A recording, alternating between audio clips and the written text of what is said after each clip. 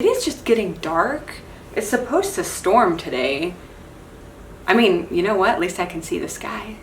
Hey guys, it's Meg again, back with another video for you. Missed you guys. I'm so glad to see you watching my videos again and commenting, and shout out to my old subscribers that have come back. And of course, thank you to my new subscribers. If you're watching this and you aren't subscribed, please be sure to hit that button, and of course, hit the like button. Really helps out. What does New York look like right now?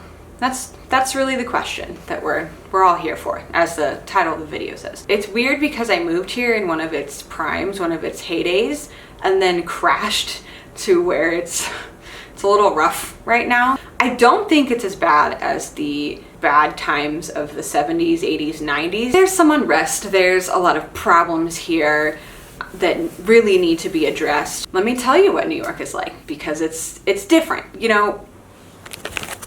Okay guys, I am editing this and I'm bored. So I'm gonna actually take you guys out into the world. I think I'm a little, yeah, let's go. All right guys, I am in Grand Central and I'll show you what it looks like, but it's pretty dead. It's there's still people here.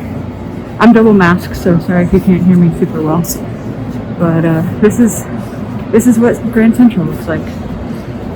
And I'm gonna take you to some other places as well, just to give you an idea.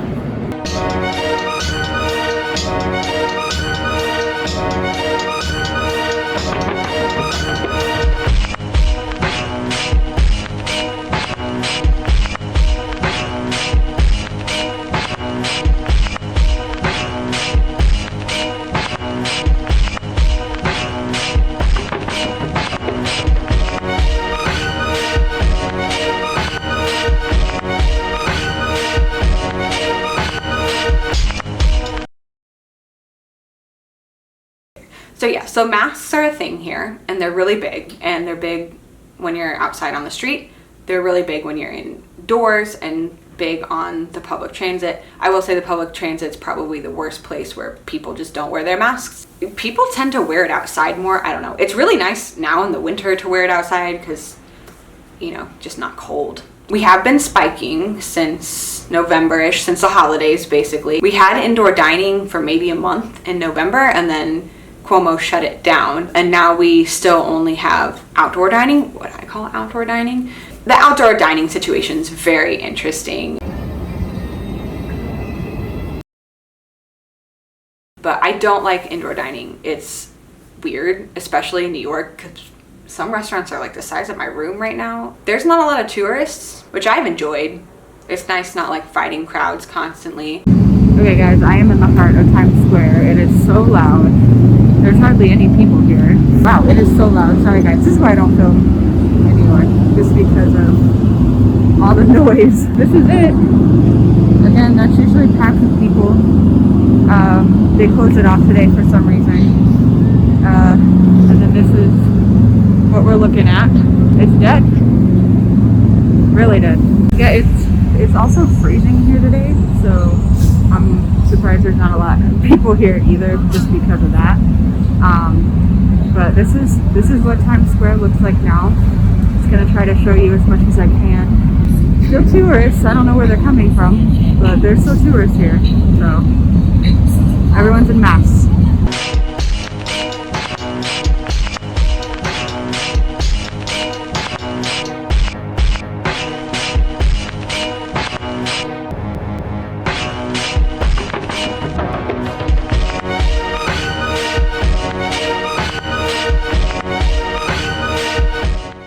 There's not a lot of people on the street, which is nice during the day, but kind of dangerous at night. It's not really great to be out in New York anymore past like 9 or 10. Businesses are required to close at 10 anyway, so the crime's gotten a little worse. I've been out at like 9:30 at night doing outdoor dining, and I was kind of sketched out. Like, the people that were around were like few and far between. This was in Midtown by the Empire State Building, and I didn't like it. It was just kind of creepy, just weird vibes. So I just don't really go out past a certain time anymore. And if I do, I Uber home because the subways are also strange.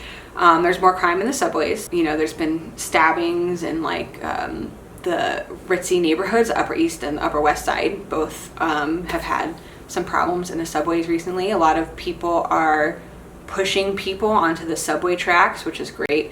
It's not that many people, but it's enough, and it's more than usual, so that's why it's getting, you know, reported more. People are bored, they're restless, they're frustrated. This has gone on a long time.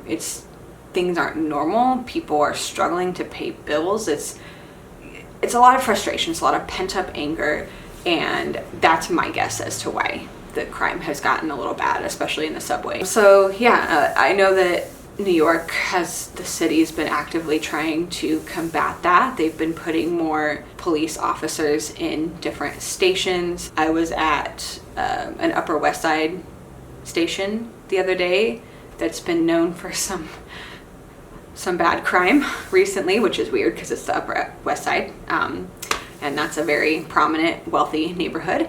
But I was there and there were police officers every few feet. It was kind of unsettling. I was a little like, what happened here recently? I couldn't find anything in the news, but obviously something had happened there because they were stationed on the platform every few feet, which is very weird for New York. So obviously I'm safe, I'm fine, but that was very weird. There's a lot of businesses that have just died and are shuttered, and it's really sad. As I mentioned in my last video, it's sad to see. Okay guys, this is what I mean.